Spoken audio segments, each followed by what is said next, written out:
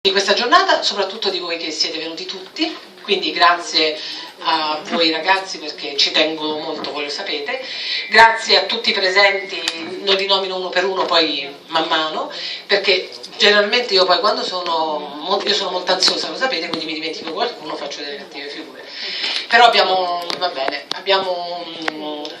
oggi abbiamo la professoressa Wendy James che è antropologia sociale e soprattutto parliamo dell'antropologia storica, prospettive di antropologia storica. Voi conoscete tutto perché ne abbiamo parlato e soprattutto vi voglio dire una cosa, è importante che voi vi confrontiate con questa tradizione antropologica, perché è vero che voi siete servizio sociale, ma è fondamentale che conosciate il procedimento storico. Voi ricostruite le storie di vita, fate l'analisi dei bisogni dei territori e come fate a farla se non avete i piedi, vi dico sempre, piantati nella storia? Soprattutto se non vi ponete delle domande, tanto che Collingwood parla e ci dice della logica della domanda e della risposta. Chi sa porre delle buone domande può avere anche delle buone risposte, ma soprattutto attraverso una teoria di cui parlerà sicuramente la professoressa Wendy James, reenactment, ripensare. Ripensare, il vostro utente vi interessa se ripensate veramente le cose. Altra cosa, è così importante la storia che ve l'ho detto sempre, oggi vi parlano dell'empowerment, ma una tecnica di 2000 anni fa, Socrate, l'arte maieutica di Socrate. Vi ricordate che il professor Mesiti vi ha letto anche il discorso di Pericle agli Atenesi per farvi capire la cittadinanza? Ed è fondamentale, cittadinanza non è identità appartenenza, ma è condivisione. Dalla polis, peregrinus, cittadino. È questo che dovete fare. Quindi per me è importante parlare di Collingwood, di Evans Pritchard e di Ernesto De Martino. Di Ernesto De Martino ne abbiamo parlato, di Evans Pritchard ne abbiamo parlato quando abbiamo fatto l'antropologia, no? I vari indirizzi di antropologia, e vi voglio ricordare, ma lo ricordiamo soltanto perché a me non piace ricordare quando sono morti i grandi autori. Quest'anno sono 60 anni della morte di De Martino, noi l'abbiamo festeggiato nel 2008 quando era nato, perché come proprio propositivo per noi, è diversa la cosa per noi. Quindi Collingwood è legato alla tradizione italiana, dello storicismo italiano, Benedetto Croce, ma soprattutto Vico. Vico diceva che gli uomini fanno la storia e conoscono solo la storia. Io ve l'ho detto anche a lezione, noi facciamo la storia, conosciamo la storia, il vostro lavoro è impegnato tutto sulla storia dei territori e delle persone, degli utenti, delle famiglie, come fanno gli antropologi per quanto riguarda le culture altre, ma l'antropologia è anche visione specchio di quello che siamo. Quindi è importante, ma vi ho detto che noi vogliamo affermare anche un nuovo umanesimo attraverso questa antropologia. I diritti, vi ricordate il seminario che abbiamo fatto? Dell'esistente, di tutti. Tanto che Benedetto Croce dice in teoria e storia della storiografia, noi non facciamo la storia di un filo d'erba perché non siamo filo d'erba, ma sicuramente anche il filo d'erba, come qualsiasi cosa che esiste, ha una storia. Quindi l'antropologia storica è molto importante perché io dico agli studenti, e la mia professoressa è stata lei, quindi ragazzi, parlare in presenza sua mi mette un'ansia notevole, la professoressa Giussi, che voi portate il saggio, no? Lo sapete, lucidarci il cervello. Se noi riusciamo a lucidarci il cervello forse possiamo essere dei buoni cittadini anche del mondo però. Grazie e passo la parola a Wendy James aspettando il presidente del corso di laurea. Grazie.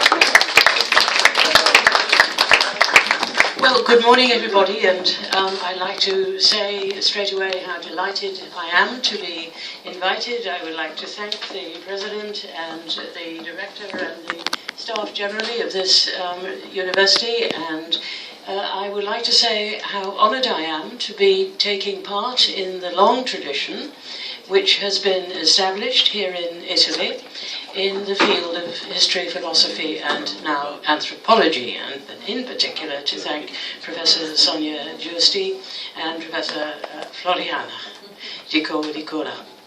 So, what can I add to the issues you have already been discussing here in Italy?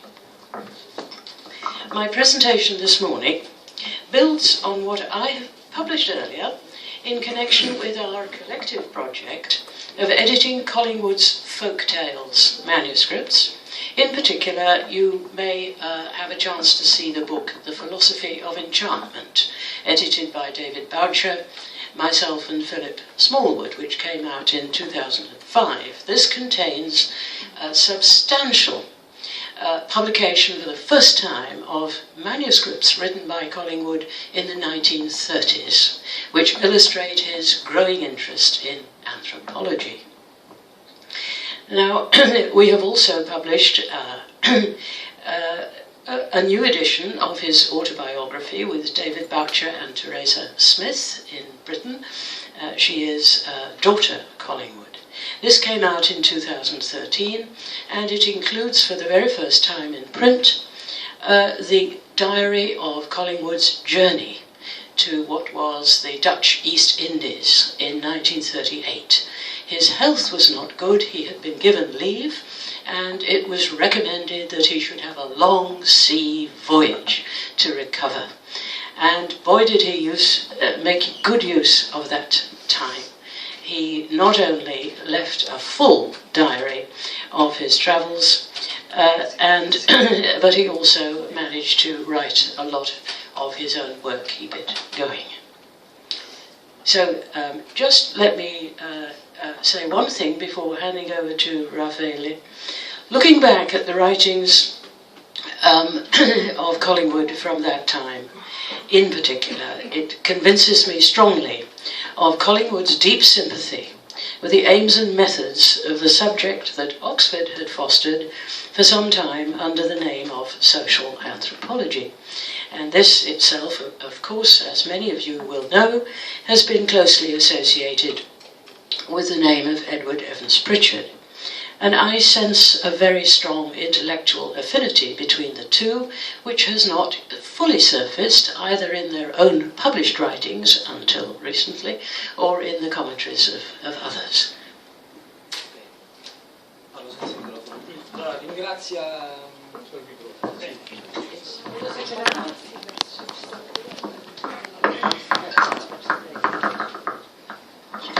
Ringrazia Floriana l'Università per essere qui ed è contenta di riprendere qui in Italia anche la nostra tradizione di antropologia storica, quindi di antropologia e storia, quindi di antropologia storica. Lei ci parlerà in particolare del legame fra Collingwood e Evans Pritchard. Quest'ultimo è stato il suo tutor per la sua ricerca dottorale quando era a Oxford, e siccome lei ha curato alcune opere personali di Collingwood, fra cui Filosofia dell'incanto e la sua autobiografia personale, in particolare il viaggio che Collingwood aveva compiuto nelle Indie orientali l'aveva convinta della rilevanza dell'argomento, che in particolare riprendeva la tradizione di Oxford con l'antropologia sociale su queste tematiche. Io farò così, non tradurrò letteralmente tutto quello che dice, vi faccio dei brevi riassunti così guadagniamo tempo.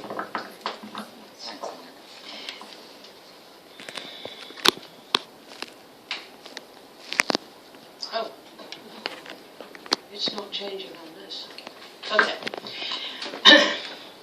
Now, here is a map of your Roman Empire about 2,000 years ago. This is the region, of course, which the rest of the world assumes to be the cradle of what Western thought has assumed to be civilization. Now, to explain the time and space of my title, Collingwood and Evans Pritchard both explored human life in society beyond the bounds of the classically assumed cradle of civilization, i.e. the core of the Roman Empire at its height. Britain is up there on the edge of the Roman conquest. We had to put up with the Romans for 300-400 years. It's quite true, but there was never a full assimilation even of the main part of Great Britain. Scotland remained more or less free of your control, not to mention Ireland. Collingwood's best known for his archaeological work in Roman Britain. in this area, which was occupied but not fully controlled to the extent that local languages were lost, for example. Now, Collingwood explored human life 2,000 years ago in Britain on the basis of what? On the basis of texts, Latin especially, obviously, and on the basis of archaeological, experimental archaeological research, digging up objects, looking at styles of art, etc. You couldn't actually go there and talk to people, but you could learn a lot from the archaeology as well as the texts. Now, Evans Pritchard also is best known for his work just beyond the edge of the world that you guys managed to get hold of 2,000 years ago. Down here, there was a Roman province of Egypt, as you know. Below it, south of it, was an area, the kingdom of Meroe, now part of northern Sudan. And the Meroites were pretty cross about the Romans coming and putting up a statue of the Emperor Augustus in bronze on the very edge of the Egyptian Empire. The Sudanese, in fact, came, chopped down this statue, took the head and buried it under a royal palace in Meroe, somewhere about here. That was dug up by British archaeologists in 1910, and it's now in the British Museum. The Brits conquered the northern Sudan, excavated this head, and took it to London. Okay, now I'm just reminding us all that there is a context beyond simple patterns of language or national belonging. There are patterns of human life, and they virtually all have a political context. So, Evans Pritchard, who did fieldwork most famously among the Nuer people about here and the Zandi a bit further south in the 1920s, 30s, he had been a history undergraduate at Exeter College in Oxford from 1921 to 24. After this, he left for London to study with what he regarded as real fieldworking anthropologists. Do you want me to stop there a little while? Yeah. Allora, per spiegarci il titolo della sua presentazione di oggi, cioè Tempo e Spazio, bisogna cercare di andare oltre la nozione classica di mondo civilizzato, per cui dice guardate i confini dell'impero romano dal nord dell'Inghilterra fino al sud, fino alla parte meridionale del Mediterraneo, hanno delle connessioni fra di loro, e ci ha parlato quindi della missione britannica nel governatorato del Cairo, che fu conquistata dagli inglesi, e molti dei reperti archeologici e in generale degli studi di cultura materiale di queste aree furono poi riportati nei musei inglesi. Ci ha anche introdotto il lavoro di Evans Pritchard e soprattutto la sua biografia, che è iniziata come studente di triennale in storia all'Exeter College, seguito successivamente dal professor Seligman. So, in London he was taught by Seligman, who had already been involved in an anthropological survey of the Sudan for the old Anglo-Egyptian government.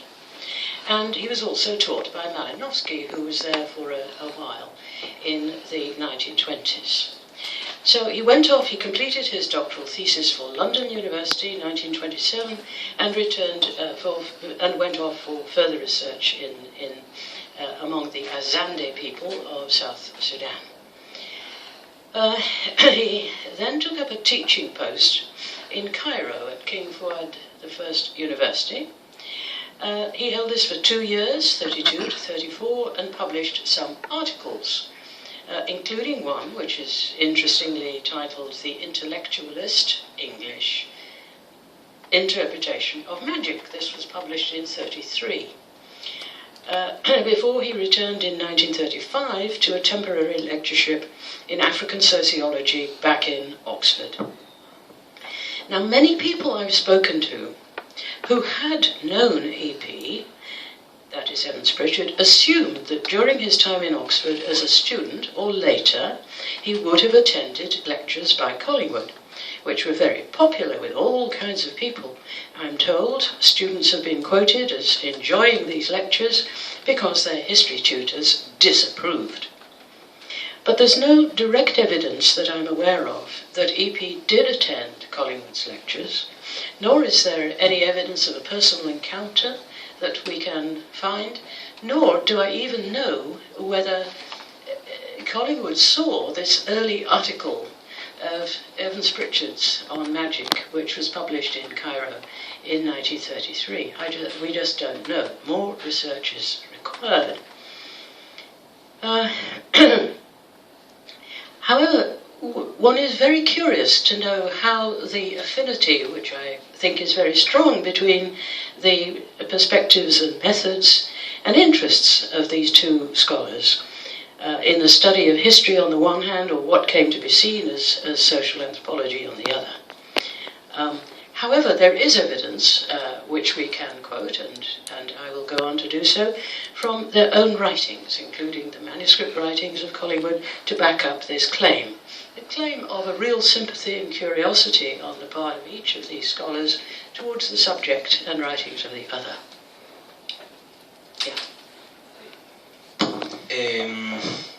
Allora, ha continuato dandoci qualche accenno biografico di Evans Pritchard, che dicevo dopo gli studi in storia. Con il professor Seligman fa un'esperienza di ricerca in Sudan presso il governo anglo-egiziano e comincerà nella seconda metà degli anni 20 a studiare le popolazioni asande del Sudan, per poi concentrarsi successivamente su quella di cui conosciamo meglio le caratteristiche, che sono i Nuer. Dopo ha iniziato a insegnare all'Università del Refuah del Cairo all'inizio degli anni 30. E a questo periodo risale uno dei primi lavori, che è l'interpretazione intellettualista della magia del 1933. Sempre in questi anni rientra a Exeter al college per dare delle lezioni sulle ricerche che aveva fatto, e qui si inserisce la sua esperienza, perché è supposta una relazione fra Collingwood e Evans Pritchard, però non c'è alcuna evidenza storica o documentabile di questo legame, anche se gli interessi di ricerca di entrambi gli studiosi erano, benché contemporanei, erano molto affini e simili. Quindi lei dice c'è bisogno di fare ancora ricerca su questo per scoprire eventuali legami. There is a further point perhaps we should take into account in looking at the affinity between the two, and that is the Italian connection. Both men had a deep appetite for languages and for translation. The appreciation of all things Italian is very clear to you on the Collingwood side, of course, from his translation of Croce's autobiography onwards. Collingwood himself alerted Isaiah Berlin to his translation of Croce's work on Vico, and Evans Pritchard later used to lecture on Vico. I myself remember Evans Pritchard inviting Berlin to speak about the importance of Vico's work for social science in general. Evans Pritchard himself was reviewing Pareto in the early 1930s, and in his ethnographic writings he referred often to Italian travellers in northeast Africa and the southern Sudan in particular, and had good relations with Italian missionaries, for example, the Verona Fathers. He spent, of course, part of the later war years in Cyrenaica as part of the British military administration. Evans Pritchard's bibliography, edited by Tom Beidelman, lists several works in Italian that he reviewed in later years. Ci parla della connessione con l'Italia e con la scuola di studi italiana, in particolare rispetto a certe traduzioni, lei dice entrambi questi studiosi avevano un appetito fortissimo per le lingue e per le traduzioni, e in particolare ricorda i lavori di traduzione sull'autobiografia di Croce e sui lavori di Croce su Giambattista Vico. Dice che ricorda il professore Evans Pritchard che quando invitò Isaiah Berlin a parlare del lavoro di Vico e quindi anche di Croce. Now, I should now make clear my own personal interest in the work of both these scholars. Growing up in what was Westmoreland, part of what is now the Central Lake District in the county of Cumbria in northwestern England, bordering Scotland, I became aware quite early of the mountains and special history of the places nearby. I was staggered to learn that the Romans, who actually spoke the ancient written language of Latin that I was trying to learn at school, these Romans had actually come all the way from Rome to Ambleside, where my school was. My father used to take us to see Roman remains and told us about Hadrian's Wall. I heard the name Collingwood in various contexts as a young person, not only R.G. as the archaeologist, but in due course W.G. Collingwood, his father, as a local historian, a story writer of the Viking days, and an artist. We lived 100 yards or so from the Grasmere Village Hall, where the Lake District Artists Society, founded by W.G. Collingwood, held their annual art exhibition, and they still do. Yeah. Adesso ci sta un po' raccontando qual è la sua esperienza personale che l'ha portata ad appassionarsi alla storia e all'antropologia. Lei abitava dalle parti della contea di Cambria, dove era molto presente la presenza dei Romani, della conquista romana. Ricorda della lingua latina, cioè la stupiva molto il fatto che nel suo paese si fosse parlato latino così tanto tempo prima, e in particolare ha dei bei ricordi del padre che la portava a visitare le vecchie rovine dell'impero romano, in particolare le mura adriane, e questo è collegato con l'interesse per l'archeologia, sul legame fra antropologia, archeologia e storia, rispetto a quello che dicevamo all'inizio sulla cultura materiale, l'importanza delle monete e via dicendo. When I began in Oxford initially as a student, it was to study geography. But during those years I had my first experience of Africa, and around the same time discovered the existence of social anthropology as a graduate subject, and was lucky enough to be taken on. Evans Pritchard's short general book on the discipline I had read before I met him. He first became one of my tutors, and later on, after my research in the Sudan, he became my doctoral supervisor. By this time, the name of Collingwood was well known around our institute, mainly because Evans Pritchard used to recommend his works, especially the autobiography and the idea of history. Later, and I will not tell you everything I did in my life, but I was eventually appointed as a lecturer in Oxford and became involved in the teaching of a new degree which began in 1990 in Oxford, an undergraduate degree in archaeology and anthropology, so that I myself became more interested and involved in what the archaeologists were doing. And at the same time, my interest in history was growing because I was able to keep in touch with my own field areas in the Sudan and Ethiopia as events developed. Wars came and went, people died, new people were born, and so on over some decades. So I'm terribly conscious of the historical aspect of any society you study at one time. It changes, and it has changed in the past. Right. ci ha detto di quando ha iniziato ad essere studentessa a Oxford, ha iniziato con gli studi di geografia, per poi scoprire l'esistenza dell'antropologia come materia e come soggetto specifico di studio. Quindi è diventata studentessa di Evans Pritchard, che è stato il suo tutor, e in quello stesso periodo nelle lezioni di Evans Pritchard consigliava la lettura di Collingwood, in particolare dell'autobiografia e dell'idea delle due opere, l'autobiografia e l'idea della storia. The first, here's a picture of Collingwood, quite late in his life, in fact just before he embarked on this long voyage to Indonesia, which I will come back to later. Now, the first real evidence of Evans Pritchard's approval of Collingwood's ideas is clear from his review of the second edition of Collingwood's book Roman Britain, published in itself in 1932 and reviewed in 1932 in the journal Man, the journal of the Royal Anthropological Institute and the key anthropological journal in English in those days in the UK. Now, Evans Pritchard's piece is extremely appreciative of Collingwood.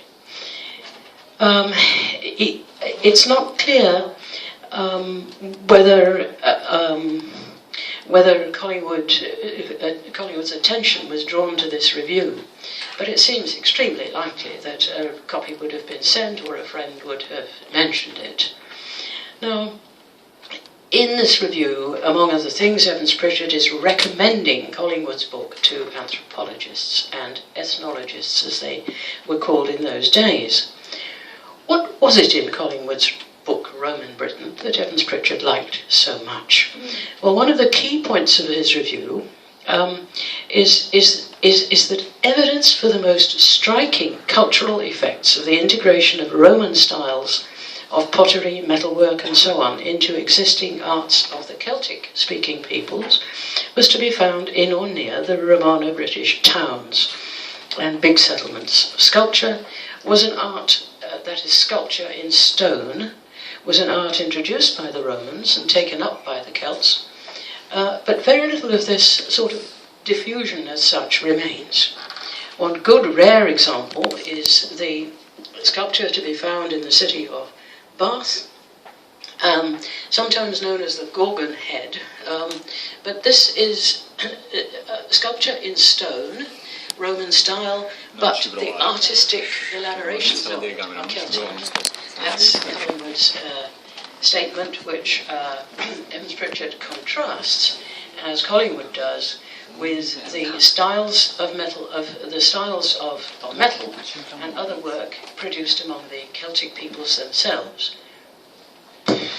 Allora dice che l'interesse di Evans Pritchard per Collingwood, lo ripetiamo, era palese ormai, era evidente, e questo è anche testimoniato da una recensione sulla Britannia romana, l'opera di Collingwood, sulla rivista Man. Lei si chiede qual è la cosa che ha più colpito quindi Evans Pritchard nell'opera di Collingwood, ed è sicuramente, come dicevamo ancora una volta prima, la commistione fra le diverse discipline archeologiche, storiche e antropologiche, e in particolare ci dice questa moneta che è nota come la testa di Gorgon, Bath Gorgon, è scritto, è in stile romano, però è stata realizzata da artisti celtici, quindi questo ci parla della commistione fra la cultura romana e quella celtica, così come avvenne durante la fase di espansione dell'impero romano.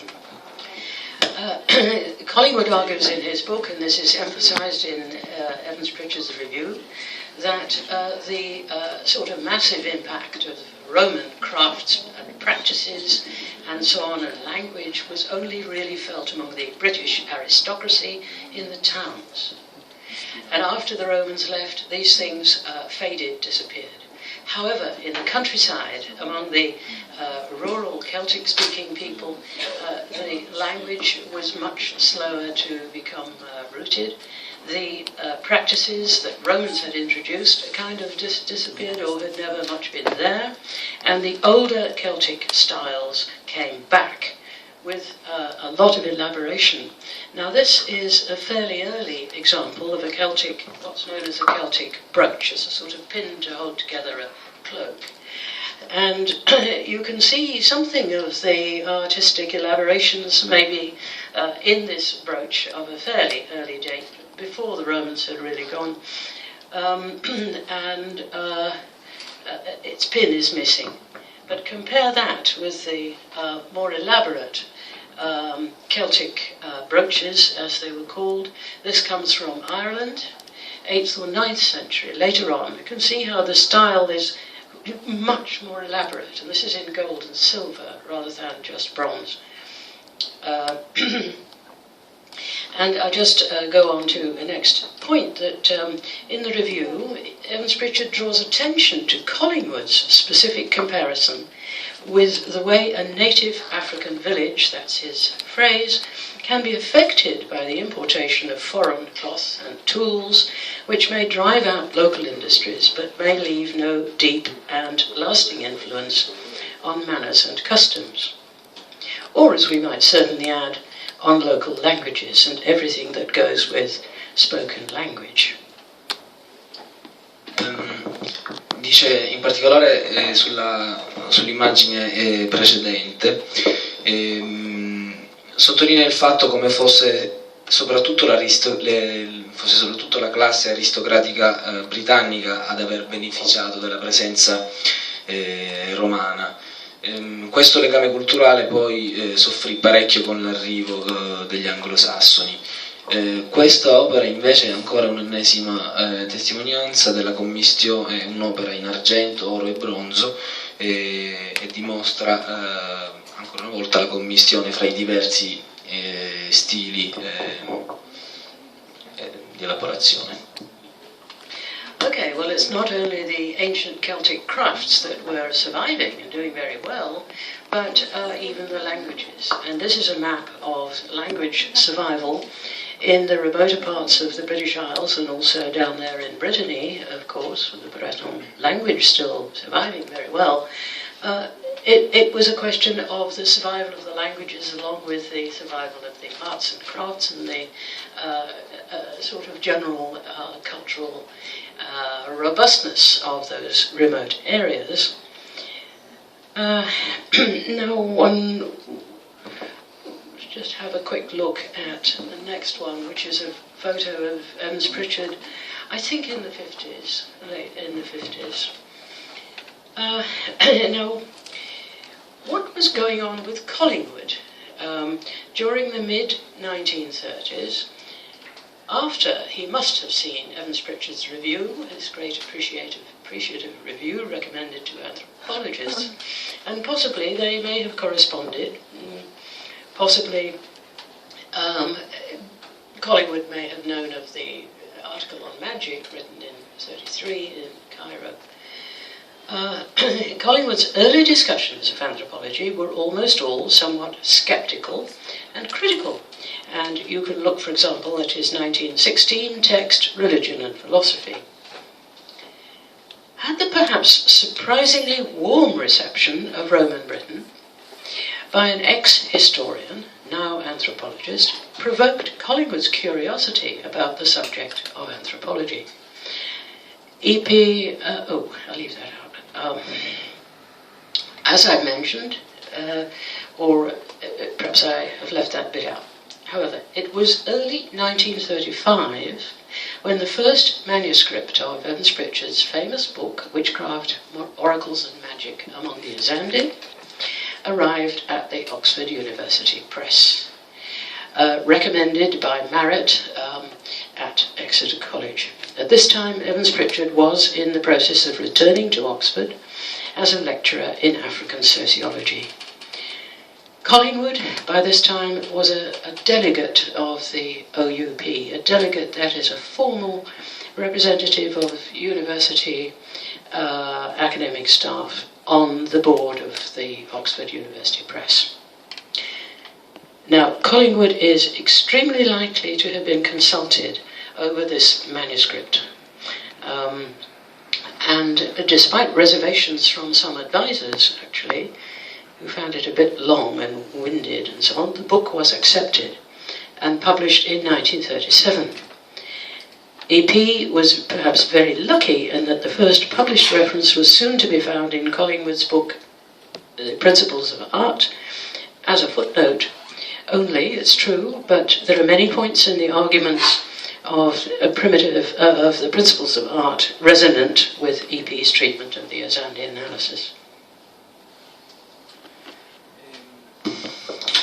All'inizio prima ci ha dato un attimo un quadro sull'interesse anche per le lingue di origine celtica sopravvissute alle varie invasioni. Poi è passata a raccontarci un po' la storia, diciamo, delle opere.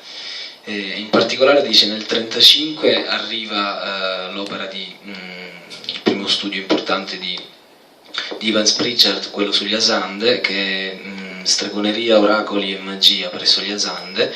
Arriva nel 1935 e 2 anni dopo, nel 1937, viene accettato e pubblicato. Anche qui emerge una relazione fra Collingwood sul libro I principi dell'arte e quest'ultimo di Evans Pritchard, come sempre su alcuni diciamo, principi teorici e prospettive di analisi molto simili riscontrati in entrambe le opere. Now, there are very few photographs of Evans Pritchard himself in the field among the Azandi, but plenty of photos taken by him. Now, even this photo of him, with some obviously gaggle of joking boys, suggests a very easygoing relationship with the people.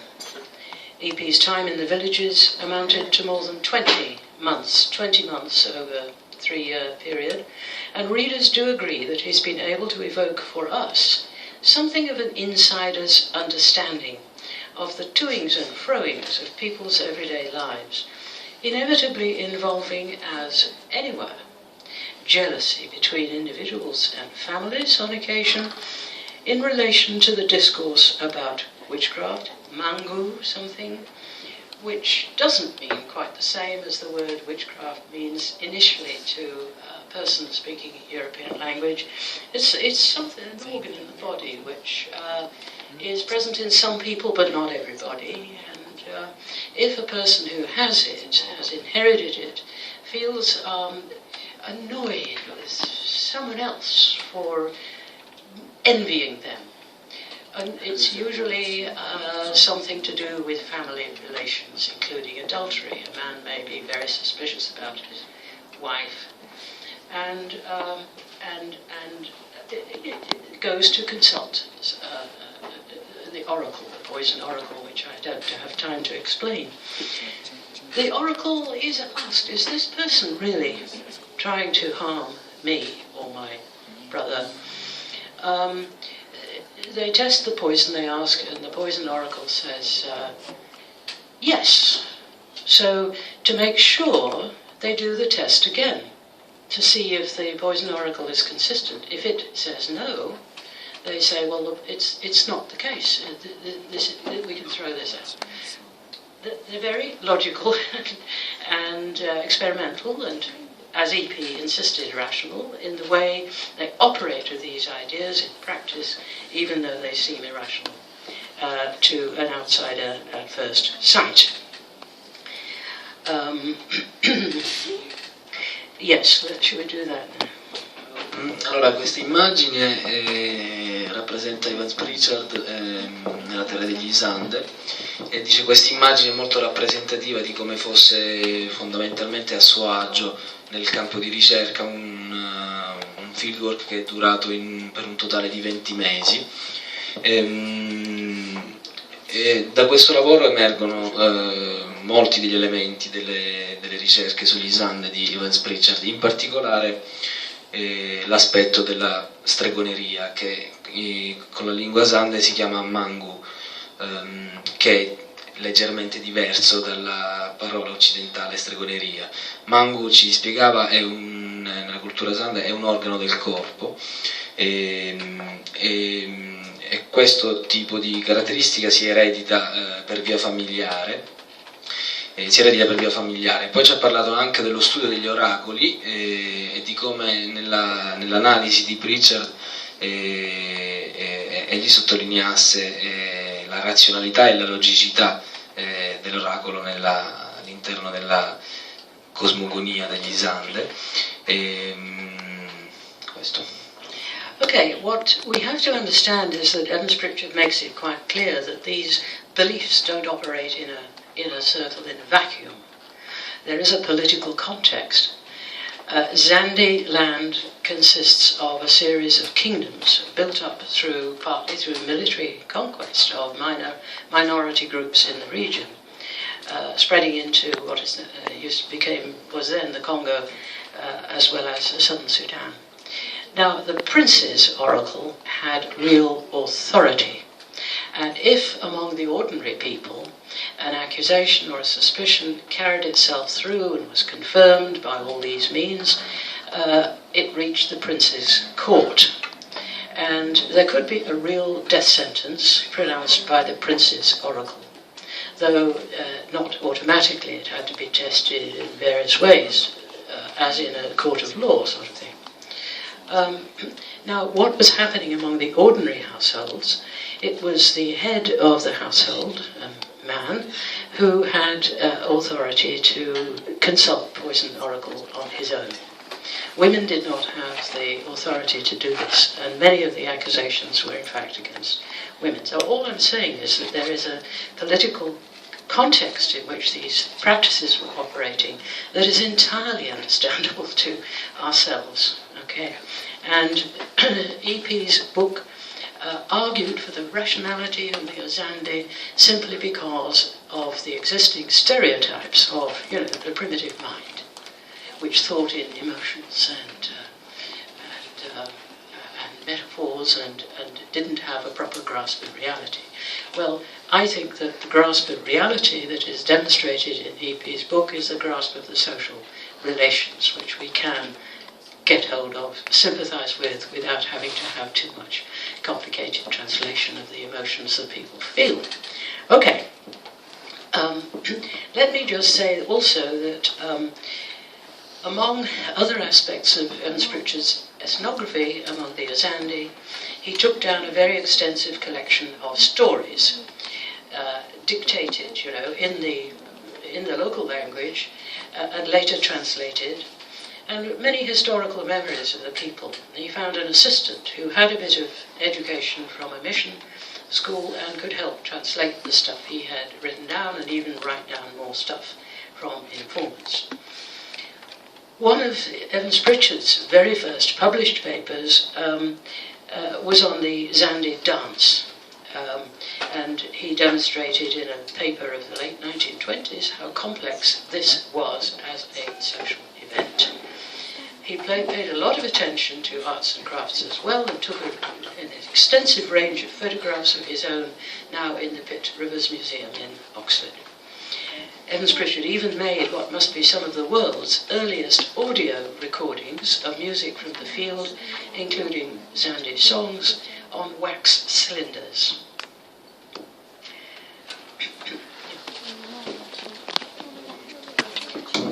Ha continuato a spiegarci quanto complesso fosse comprendere il sistema metafisico e astratto della cultura Zande, in particolare la funzione sociale degli oracoli. In particolare ci ha parlato di un poison oracle, che sarebbe letteralmente l'oracolo del veleno,